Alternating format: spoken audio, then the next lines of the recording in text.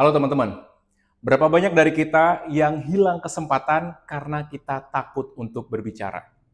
Ada yang punya ide-ide bagus tetapi milih untuk diam dan tidak mau menyampaikan ide-ide itu.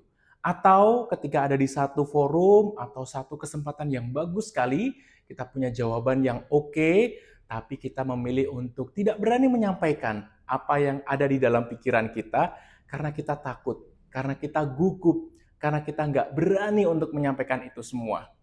Itu semua karena kita belum atau bisa jadi karena kita tidak punya teknik-teknik public speaking. Ada yang bilang public speaking itu kan bakat. Ada orang lahir, dia bisa bicara di depan umum dan itu semuanya bisa dilakukan. Tapi ternyata faktanya public speaking itu adalah keterampilan yang bisa dilatih. Namun ternyata kalau kita lihat dari risetnya, banyak banget orang yang takut untuk berbicara di depan umum.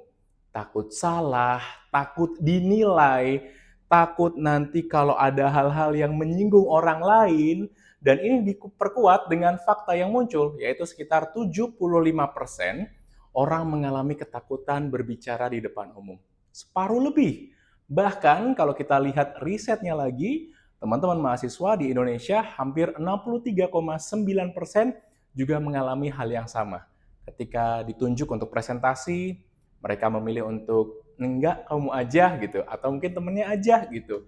Karena ternyata kalau kita lihat lagi ini merupakan sebuah skill yang jarang dilatihkan sejak kecil.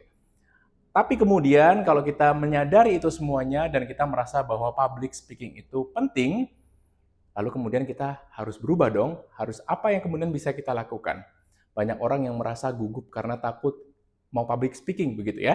Artinya apa? Hampir semua orang itu merasa atau mempunyai kegugupan itu. Kita semuanya juga bisa mengatakan bahwa gugup itu adalah sesuatu yang wajar. Tinggal bagaimana kemudian kita mengelola gugup itu sendiri. Dan selanjutnya, gimana sih cara kita untuk bisa melatih public speaking kita? Mulai dari hal-hal yang sederhana. Misalnya, teman-teman ada di sebuah forum, arisan, atau mungkin kumpul-kumpul dengan teman yang merasa kalian cukup nyaman ngomong di situ. Kalian bisa berbicara, melontarkan ide-ide atau gagasan-gagasan, dan kemudian teman-teman sadari, oh ini adalah bagian dari saya praktik public speaking. Atau teman-teman juga bisa ketika ada di sebuah tempat yang mungkin secara umum kalian bisa temukan tempat jajan atau mungkin teman-teman bisa ada di sebuah restoran. Kemudian teman-teman memaksakan diri untuk bisa berbicara dengan orang lain. Itu waitersnya mungkin atau kasirnya mungkin, itu juga jadi salah satu cara kita melatih public speaking kita kepada orang-orang yang ada di sekitar kita. Atau kalau masih takut lagi, teman-teman bisa masuk ke ruangan atau masuk di rumah, ada kaca, teman-teman bisa melatih berbicara kurang lebih 1 menit di dalam kaca tersebut atau di depan kaca tersebut, sehingga membuat teman-teman jadi lebih punya percaya diri lagi ketika mau berbicara di depan umum lagi. Dan sebenarnya masih banyak hal lagi yang bisa teman-teman itu latih. Artinya, public speaking itu adalah hal-hal yang bisa kita latih secara skill, sehingga semua orang itu sebenarnya bisa untuk public speaking. Yang penting adalah jangan tunggu untuk percaya diri dulu, baru teman-teman nanti memulai public speaking-nya.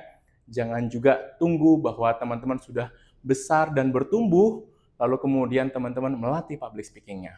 Latih public speaking mulai dari sekarang, karena bisa jadi public speaking yang teman-teman latih hari ini itu akan menjadi modal yang cukup lumayan besar untuk teman-teman bisa masuk ke sebuah industri atau ke sebuah tempat yang mungkin teman-teman takut untuk memasukinya.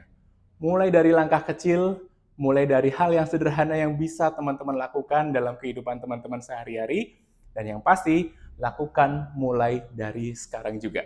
Agar skill public speaking teman-teman bisa naik dan teman-teman tidak melewatkan kesempatan-kesempatan yang ada di depan teman-teman semuanya. Terima kasih, sampai jumpa.